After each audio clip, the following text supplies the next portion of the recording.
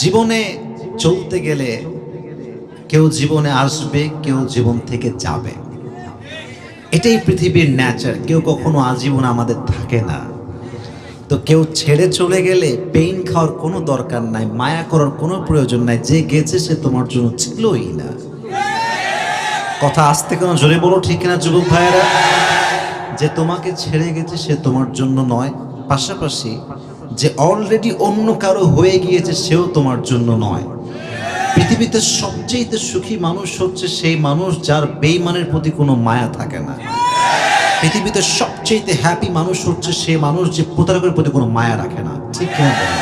যে গেছে ওরে যাইতে দাও, ও তোমার জন্য নয়। যদি এটা ভাবতে পারো যে যে গেছে আমার জন্য নয়, খোদার কসম তোমার চেয়ে সুখী মানুষ পৃথিবীতে তো আর কেউ হইতে পারবে না। ঠিক কিনা বলো?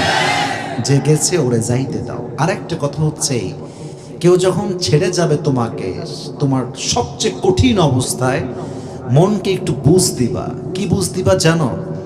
যে ছেড়ে গেছে এর যদি তুমি ধরে রাখতে না পারো, তুমিও চলে আসো।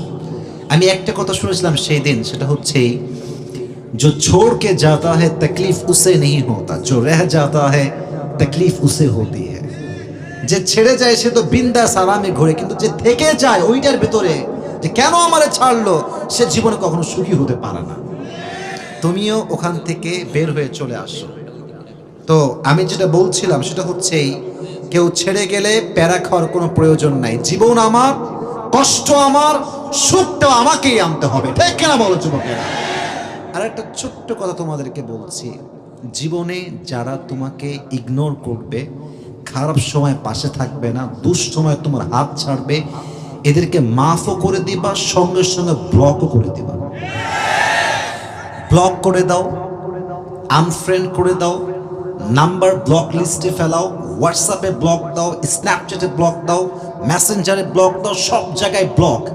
যে আমার জীবনে সুখের জন্য বাধা হবে, যে আমার জীবনে আমার কষ্টের সময় পাশে থাকবে না, যে আমার সফলতায় খুশি হতে পারবে না, তারে মুসলমান হিসেবে মাফ করতে পারবো, বাট তার জন্য আমার এদের কোনো জায়গা থাকতে পারে না।